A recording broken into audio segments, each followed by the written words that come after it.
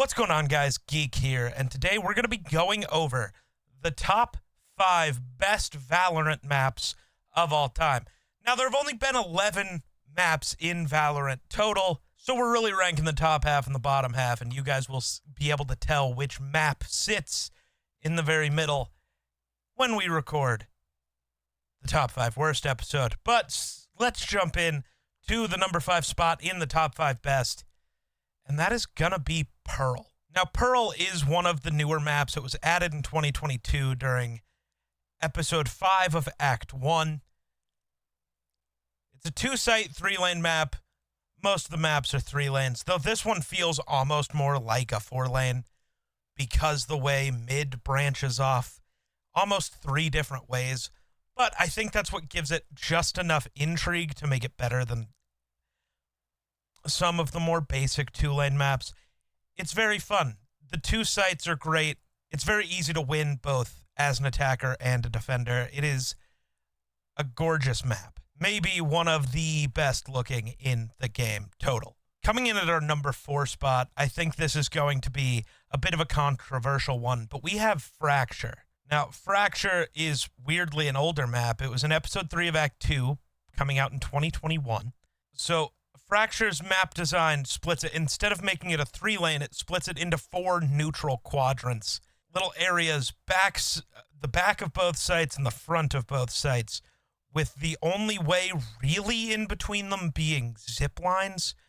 And then you do have a little bit of a crossover. It is the coolest map when it comes to the layers. Like, it's 3 layers up and down and multiple layers side by side. It is the most interesting layout of any of Valorant's maps. The zip lines are super interesting, and the way spawns work is interesting. This is, I think, the most fun map to play because of how the sites are positioned. You can, on defense and offense, you can push the sites from 2 different sides at the same time. That's not a thing any other map allows except for this one, and that is why it's coming in at our number 4 spot. Coming in at our number 3 spot is one of the OG maps. Coming out in 2020 with the game, we have Ascent.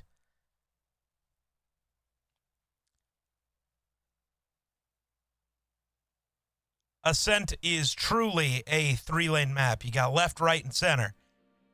And Ascent, while being one of the most basic maps, that's part of the beauty of it. It is one of the most grounded. It feels the most like CSGO or like Valorant. And the one kind of cool mechanic here is the doors that you can open and close, shutting off different areas from different people, which is cool. Destructible glass, different element. It's just different enough to make it awesome. But it's basic enough that it's easier for newer players, and older players just love it. This map is the definition of wars for position and attrition.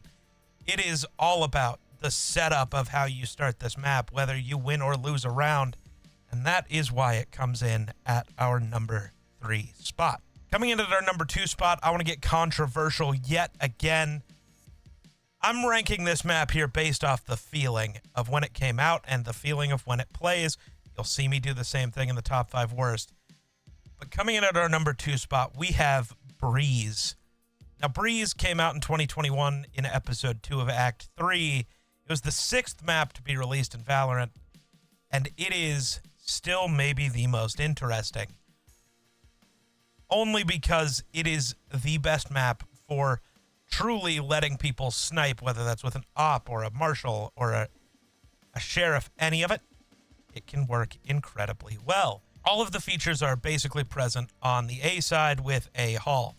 Ropes to get up into the hall, and the ability to use that hall to sneak to the back of the site if you can win the sniper battle, if there is one. That, as well as the sniping window on B site, that is what makes this map unique. It is built for range and aim, and if you are good at range with your aim, this is an easy map for you. And if you are bad at range and bad at aim, you aren't going to have a very good time. That's why it's controversial. Many players don't love it, but it is one of my favorite maps to play, and that is why it belongs at the number 2 spot. Before we move on to the number 1 spot, let me know in the comments down below what map you think is the best in Valorant.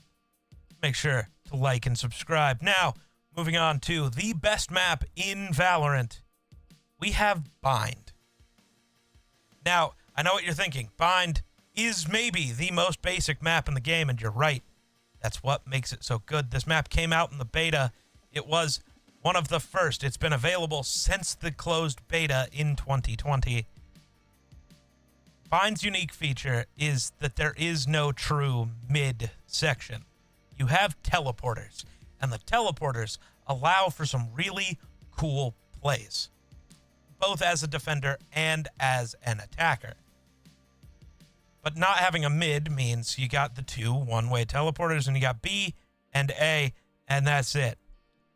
Teleporters are incredible, though they are loud. Bind is, I don't know, man. There's something nostalgic about it, even though it's always been in the game and probably always will be.